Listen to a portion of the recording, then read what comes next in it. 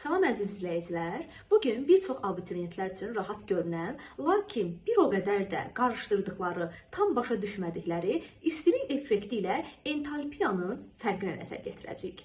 Gəlin ilk növbədə təriflərə diqqət yetirək.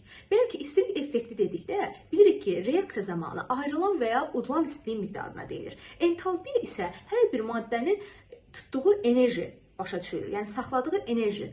Bəs nəyə görə? İstilik effekti ilə entalpiyanın qiyməti eynidir, lakin işarəsi fərqlidir. Gəlin belə izah edək.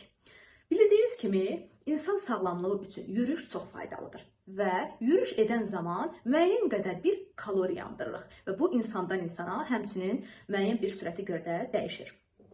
Tutaq ki, biz müəyyən bir məsafə yürüyüş edən zaman 250 kalori itiririk. Deməli, bizim daxilimizdə həmin məsafə üçün 250 kalori tutumumuz var. Gəlin bunu entalpiya ilə işarə edək, həmin saxladığımız enerjini. Və biz yürüyüş edən zaman bilirik ki, müəyyən bir proseslər baş verir. Belə ki, istilik ayrılır, enerji ayrılır və tərləmə ilə bu gəlir müşahidə olunur. Və deməli biz ətraf mühitə istilik veririk.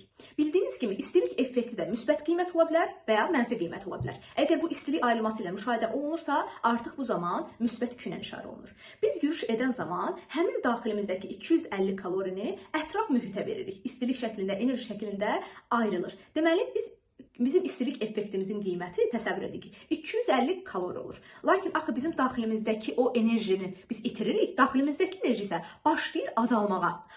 Ona görə də istilik effekti ilə entalpiya bir-birinin əks qiymətini alır. Belə ki, bizim ətraf mühitə verdiyimiz istilik başladı artmağa, daxilimizdəki istilik enerjisi başladı azalmağa. Yəni entalpiyamız azaldı, lakin istilik effektimiz isə başladı artmağa.